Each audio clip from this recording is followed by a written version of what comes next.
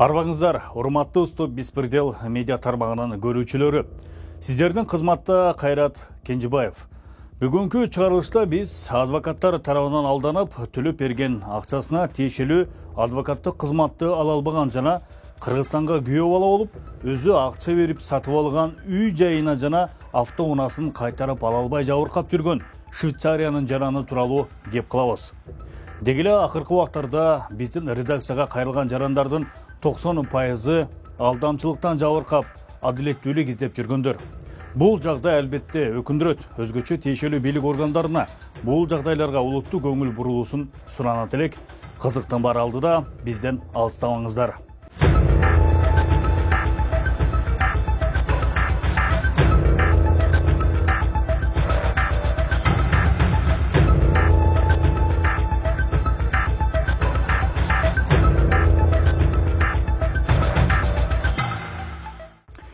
Биздин редакцияга Швейцариянын жараны түрк улутундагы Суат Түркөз кайрылды. Ал өзүнүн жагдайын түшүндүрүп, эки учурга токтолду. Биринчиси, ал 2017 жылы интернет аркылуу кыргыз жараны 1983 жылы туулган Махабат Шайбекова менен таанышып, арадан 6-7 ай өткөндөн кийин нике кыйдырышат. Бул аралыкта Суат Түркөз айына 1-2 жолдан Европадан Кыргызстанга келип кетип турган. Мындан улам үйлөнөрдөн мурда Суат Түркөз болочок жубайы Махабат Шайбекованын сунушу менен анын апасы Жипаркүл Абдыкеримовага Бишкектен үй жана автоунаа алуусу үчүн 64 000 швейцариялык франкын жөнөтөт. Биздин сомго которгонун 4,5 миллион сомду түзгөн. Суат Түркөздүн айтымында ал Бишкекке келгенде бул мүлктөр толугу менен ага катталып өтүшү керек эле. Кыргызстанда нике кыйдыргандан кийин 2018 жылы алар расмий Швейцарияда үйлөнүшөт. Арадан бир аз убакыт өткөндөн кийин Бишкектеги үй менен автоунааны өзүнө каттатууну көздөгөн Суат Түркөздүн сураныштарына жубайы Махабат Шайбекова ар кандай шылтоолорду айтып, кийинчерээк мамилесин бузуп, Бишкекке чыгып кеткен. Ал ортодо алар ажырашып да кетишет. Бул окуянын күнгөй тескейин экинчи берүүбүздө кенен баяндап беребиз. Үй менен автоунаага келе турган болсок, Суат Түркөздүн Бишкекке жанаша жайгашкан Новопокровка айылынын Чкалов көчөсүндөгү 2 кабаттуу үйдү өзүнө каттатуу аракеттеринин азыркы күнгө чейин эч кандай майнап чыккан эмес.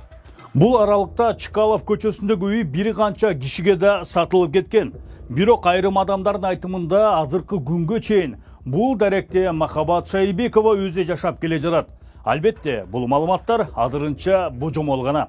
Эми Суат Түркөздүн экинчи маселесине кайрылсак, бул кыймылсыз мүлккө байланышкан көйгөйлөрдү чечүү үчүн Суат Түркөз 3 жолу адвокат жалдайт. Жалпы жонунан жактоочуларына 14 000 АКШ долларын төлөп берген. Бирок Суат Түркөз маалымдагандай жаратылуу иш жүргөн эмес. Адвокаттар өзлөрүнүн милдетин так аткарбаган аз келгенсип, акчаларын да кайтарып бербей жатканын кошумчалады.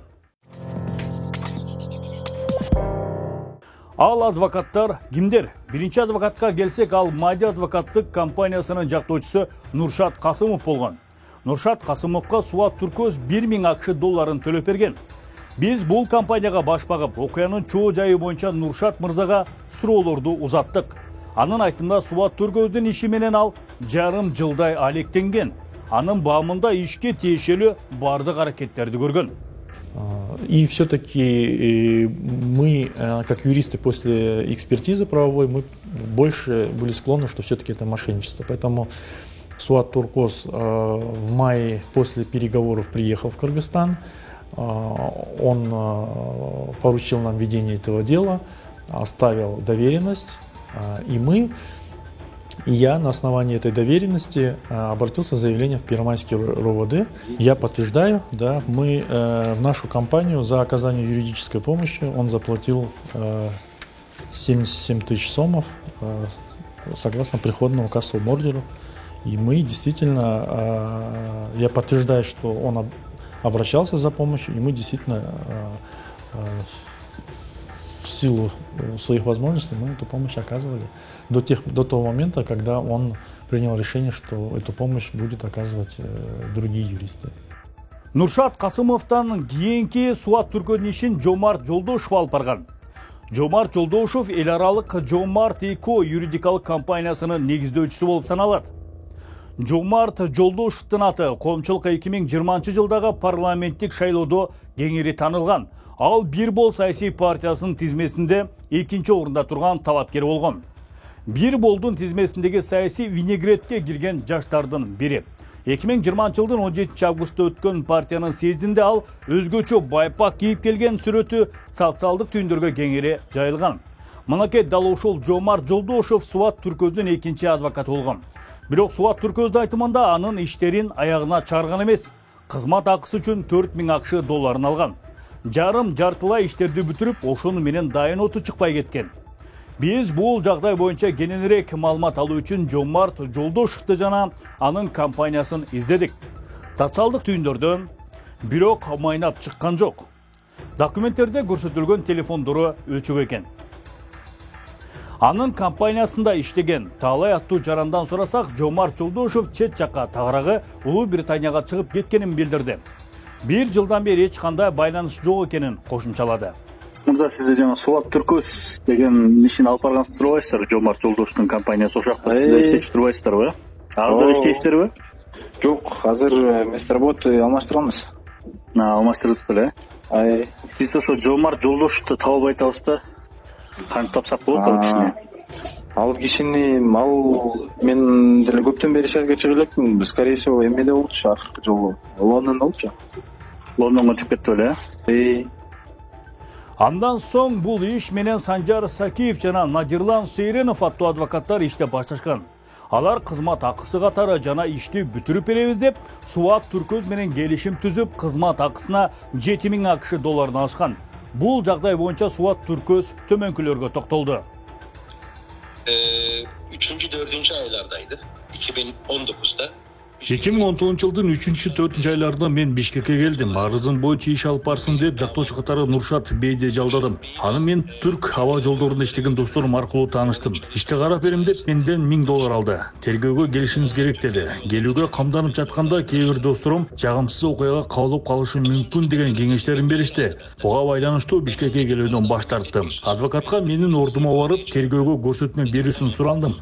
Убакыт өтүп жатты. Мен Нуршат Бейден бир канча жолу сурандым. Менин арызым боюнча иштер кандай болуп жатат деп толук кандуу жооп ала алган жокмун. Кийинчерээк такыр эле телефон чалууларга жооп бербей, жөнөтүлгөн электрон каттарга жооп жазбай калды. Айла жок, андан ишти алып Жомарт Жолдошевго бердик. Аны Кыргызстандагы номер 1 адвокат дешти. Кошумча айта кетчү нерсе, Жомарт Жолдошев менен ажырашуу процессинде бүтүрүп берди. Ал эми үй менен машинага кеткен акчалар, тагыраагы алданган акчалар боюнча арызымды да карап бермей болду. Ал үчүн менден дагы $3000 алды. Бирок эч кандай жылыш болгон жок. Анан ортодон жок болуп кетти. Толук кандуу ишти бүтүргөн жок.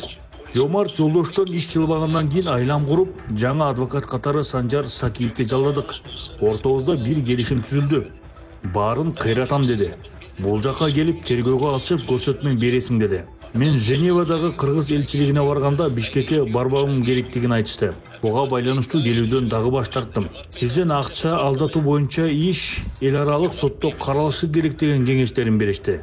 Мен мунун баарын адвокатка түшүндүрдүм.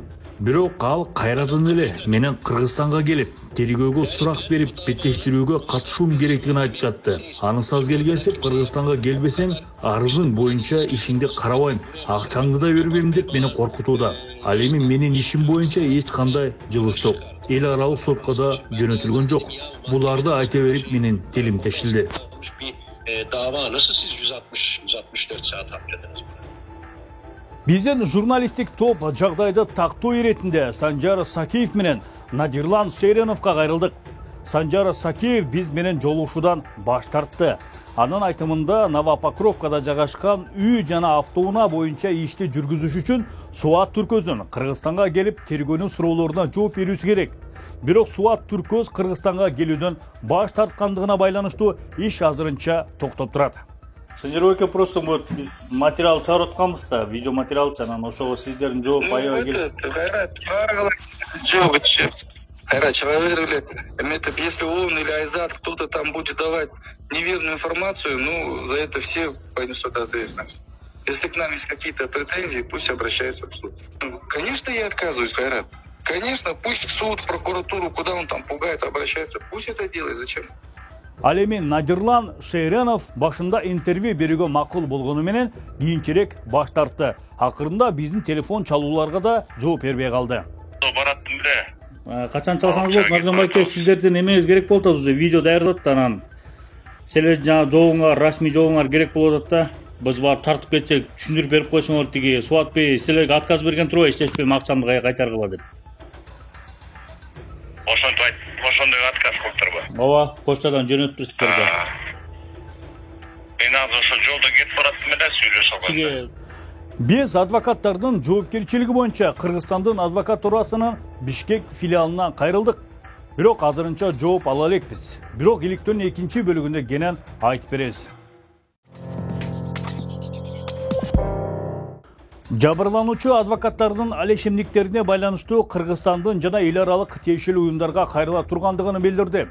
Суат Түркөздүн жагдайына келе турган болсок, үй бүлөсү менен ажырашып, аны саз келгенсип өзү акча берип сатып алган турак жайын ала албай жүрсө, ишимди мыйзамдын чегинде чечүүгө жардам бергиле деп жалдаган адвокаттары очойто акча алып, бирок ишин так аткарбай күйгүзүп жатканы албетте өкүндүрөт.